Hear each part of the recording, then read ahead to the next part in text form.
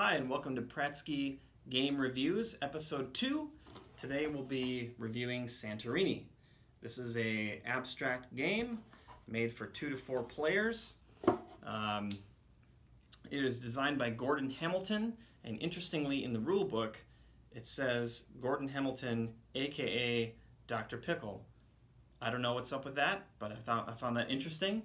It's published by Roxley. And box says that it is ages 8 and up. I would say that that's pretty good because there is strategy to it. However, the rules are easy enough where I would say even as low as 6 could play it. You'll just most likely win most of the time, or have to kind of coach them through it. Really, again, that's fine, and it's good to get your kids involved even if you have to lighten up on them, right? I would say the average games take about 10 to 20 minutes. I've even seen games take less than that. I don't think I've ever seen one take more than that. Maybe with 4 players you could skirt that boundary a little bit, but you can play this game multiple times per sitting, which is great. On a complexity level, I would give this game about a 2 out of 10. Really probably takes only 5 minutes for somebody brand new to it to learn it and start picking up on it and playing it. And I'm talking about me just opening up the rulebook for the first time.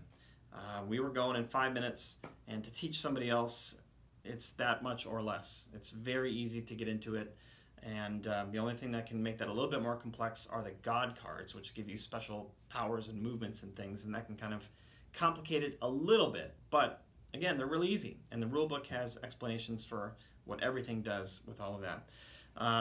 Also, just if you don't know, Santorini is an actual city in Greece. It is on an island way off the coast in the Mediterranean, and it is really built with these white buildings with these blue domes, and it looks incredible. I've never been there, but I've seen pictures online. You should look it up. It's a really cool looking place. So, this game, let's talk about it. My thoughts. Let's start with what I don't like about this game. The first thing is, again, not a big deal. There's not much I don't like about this game. It's very well done. But 3 players, it works. But sometimes you're going to be that person who is having to do the blocking move for the person who's on your left. And the person who is on your right gets to kind of do whatever they want to. And you just got to block. And you're not able to really do the progression on your side. It's just kind of what happens in 3-player games. Not a huge deal, but sometimes you get a little annoyed because you want to make progress on what you're trying to do, but you can't. Let's see, what else? The board is flat, so you can't, well, all the little building pieces, when you set them on there, there's little divider lines, but there's no actual divider. So you can bump the board and they'll slide off or slide out of place, especially with the younger kids when they're putting on pieces. It can kind of get messed up. So if you're kind of OCD, that might bug you a little bit, but again, not a big deal. But it would have been cool if they made the board to actually have slots that they just stick into and stay put. And lastly, the box is a little bit on the thin side. There's a lot of pieces on the inside, and sometimes you got to do a little finagling to get them to fit. It would have been cool if it was just slightly taller or something to be able to just easily dump them all in, but again, not a big deal. So let's talk about the good. I love this game. It's been great for our family. It's been great for just bringing with us on a trip that we're going to hang out with some friends, and we want something simple and easy to teach and play for a night. I really like it. So what do I like about it though? One, it's very easy to play. It's easy to play, it's easy to teach, easy to learn, and with all of the variety that you get with the God cards, it just makes every game a little bit different. It is an excellent 2-player game as well. There's definitely a lot of games out there that say 2 to 4, 2 to 5, 2 to 6, whatever, but they just don't work well for 2 players, and this is a fantastic 2-player game. So if you were really even just looking for a 2-player game, this is a great choice. The 4-player games are also fun though, because you go, your teammate, you play on a team, and your teammate's going to sit across from you, and so you alternate turns, and I would get to pick what I want to do, then the next player gets to do their thing, and then my teammate gets to do their thing. And what makes that interesting, though, is that you each get to pick your own god cards.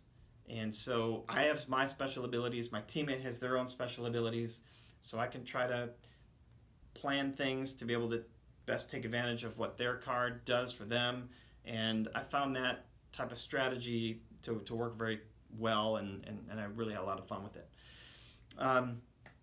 The mechanics in general are fun. The way that you win this game is to get one of your 2 pawns to the 3rd level of a building.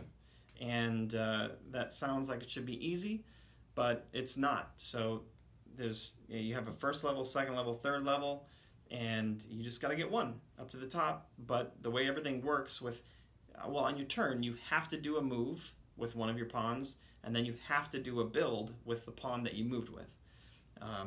There's no option to not move or to not build. So it just makes things really interesting and quite frankly a lot of fun. It's great mechanics. The price, right now you can get this game for $24 at Target. It's actually more expensive right now on Amazon than it is at some of the bigger stores that you can easily go to. So it's a great price point. $24 for what you get here I think is a great value. It's got short play time, so you can play it 2, 3, 4 times per sitting, and I think that's great. You don't have to get locked into something, and if you also don't have a lot of time and you want to bust out a quick game, you can do this in about 15 minutes. Setup is super simple too. You just leave the pieces in the box, set up the board, and you can instantly get playing. Let's see. The 2-pawn system. So in this game, you have 2 characters each, and like I mentioned earlier, you get to move one, and then you get to build with that pawn, and then your other one just stays put. On your next turn, you can move that one and build with that one. But that makes it interesting because it's harder to predict what your teammate is going to do because they've got 2 different pawns that they can move with. So the predictability is interesting, positioning on the board is interesting, and I really like that they did that. I think if it was just a 1-pawn system, it would not even be close to as fun as it is with 2 pawns. So I love that element of it. The god cards. So how many god cards come with this game? I forget. I think there's even an expansion that comes with more. So there's 30 god cards. They all have some special unique ability that they can do, whether it's move more or move differently or build more, build differently. There's all sorts of different things. I've been actually kind of surprised at the variety that these different cards have to offer. And what's cool about it is that you can pick them randomly. You can select them, select which one you want, kind of do it however you want to do it.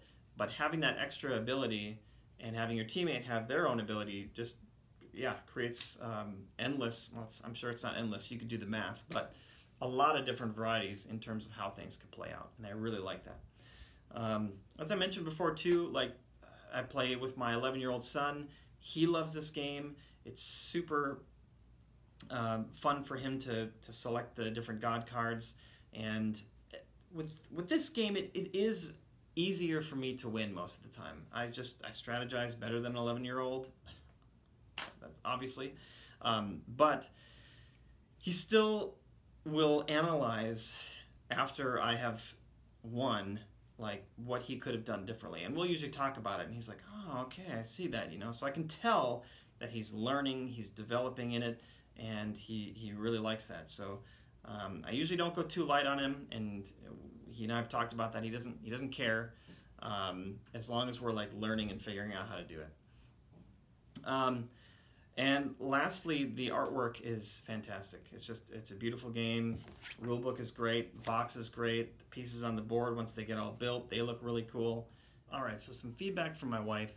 She is not a gamer. She doesn't like very many games at all, and so it's hard to get her into something. But in this particular game, the rules are so easy that she was able to get into it really quick. She didn't have to feel any sort of frustration or overwhelmedness to try to figure things out. She said she really loved how the game looks, the whole design and everything, and how it plays out. And she also really liked the 4-player game and playing with our friends. She liked how the different god cards interacted with each other, and for her it was actually very interesting, and that's a huge win, because like I said, like there's very little on my shelves that I can actually get her to play. So overall, this really is a great game. I mean, you can't beat it for the price point and everything that you get in the box, and how much replayability and variety that there is in here, and how you can play it with the whole family. Huge age range. It works pretty much for anybody, and high recommendations for me. Definitely go out and get it if you don't have it yet. That's my thoughts on the game. If you'd like to stick around, I'll kind of walk through more about how the game kind of plays out and talk about the rule book and such. Otherwise, thanks for watching. But let's get into it. So the rule book, I always like to talk about this. This is so simple, right? This is really all you need to know to get started playing the game. That's it.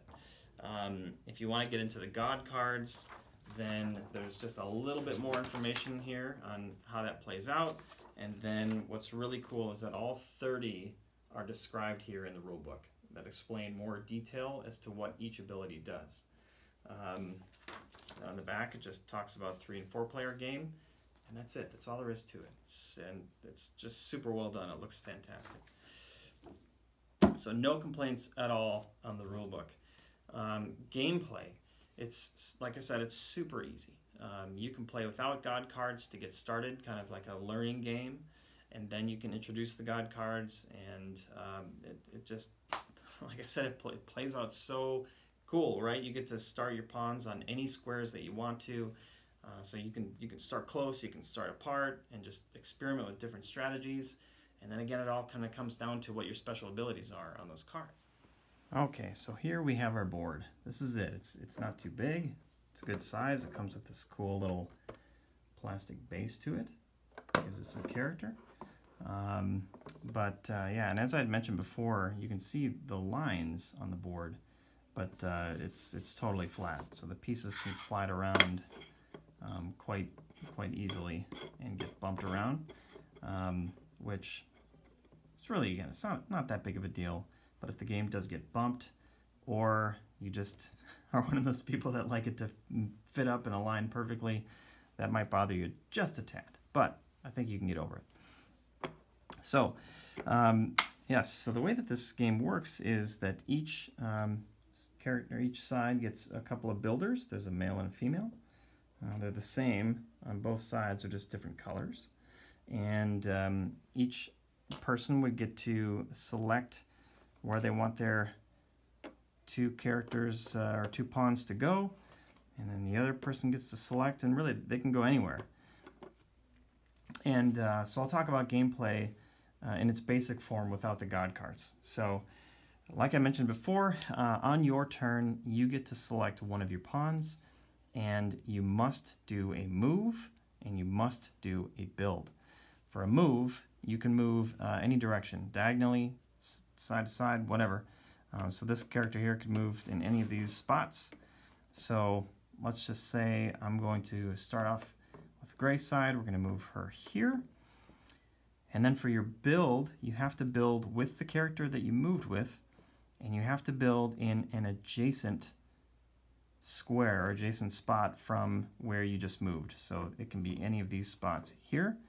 And since there are no ground level buildings, we have to start with the ground level. Now, there's 3 different levels, and then there's a dome. So that's the base level. This is the 2nd level, 3rd level, and then the dome goes on top. And what you're trying to do is to get just one of your pawns to the top of just one building. And that's it. That's how you win. But it's easier said than done. So the way that this plays out is, so I just made a move. I'm going to, let's just say I'm going to build there with this character, and now the blue team would get to go. And let's say this pawn is going to move here, and she'll build a spot here. Now, movement onto buildings. If you can only move up 1 level at a time, you cannot move up 2. So this would be a legal move to move up here. If this had 2 levels on it and we were on the ground level, you could not do that. You just can't. So what you want to try to do is build up, your buildings in a way that allows you to climb up to the top, like so. But the thing is, and then this character could go up one, up one, up one, and win. However, this character might see that coming and decide that they want to block things off. So let's say that they were here, and this character is getting ready to win. You could move here, and then this character could place a dome on top. And whenever there's a dome on top, it prevents anybody from making it onto that building. So now you can no longer win on top of this building. So yeah, you'd really just kind of have to see how this plays out, but it's very interesting because you're going to have to be playing defensively and offensively and trying to make it so that the other player can't block what you're doing, or maybe they can't get to the area that you're kind of doing your work in. So for instance, if there's 3 buildings like this, and you've got something special going on behind here, well, these characters would have to go all the way around in order to get there, or build up to be able to get here. The other thing is that you can build on or from any different level. So from ground level, you can put up a dome. From ground level, you could put up a 3rd level. It doesn't really matter. You just have to go 1 to 1 to 1 to 1 up to the 4th dome. So that is how it plays out. So again, very simple on how all that works. And yeah, I mean, hopefully what I'm showing you here doesn't make it seem like it's not fun, because even in its simplest form, it is fun. But let's talk about the God cards. So let's see. Let me pull out a couple just to kind of explain how they work here. So Charon here. So the cards don't list out the text as to what it does. You have to find that in the rule book. That's maybe a slight bummer, but it does show an icon at the bottom that kind of reminds you of what it does. So this guy is the foreman to the underworld, and it says, on your move, before your worker moves, you may force a neighboring opponent worker to the space directly on the other side of your worker if that space is unoccupied. So you can move a neighboring opponent to a different location. So that's that's pretty cool. Another example, let's talk about Athena here. So it's the goddess of wisdom. On your opponent's turn, if one of your workers moved up on your last turn, the opponent workers cannot move up on this turn. Let's talk about just one more, just to make it interesting and show you kind of the vast variety here. So this is Pan, and is the god of the wild. He's got a win condition. You can see that by the laurels there. So this one's very interesting because you win if, well, you can win the normal way, but you also win if your worker moves down 2 or more levels. Basically, if he jumps off a building at level 2 or higher. Well, I mean, if you'd be on the 3rd level, you would have won if you were on level 3. But, so, as an example, you managed to get your character up here, and then on your next turn, you just jump off any direction, and you win. So, as the other player, you need to be playing really smart to make sure that you cannot get up to a level 2 building. So, like I said, very interesting. 30 different cards to choose from. They all do very different things. Awesome variety on what's possible here. And that's all there is to it. Like I said, it's a super simple game. Super easy to learn, and huge variety in how it plays out. Alright, so that was Santorini. Hopefully you found this information helpful. This was only episode number 2, so if there's any other information that you would like to know to include in my reviews, please let me know. I'm definitely very open to feedback. I'm still totally new to this, so it's a learning experience for me. But yeah, please leave a comment below with any feedback that you have, or if there's anything that you'd like to know further about Santorini that I can maybe answer your questions, please let me know, and I'll try to do my best and give you whatever information that I can. But thanks for watching. This was Prattski Game Reviews, and this was Santorini.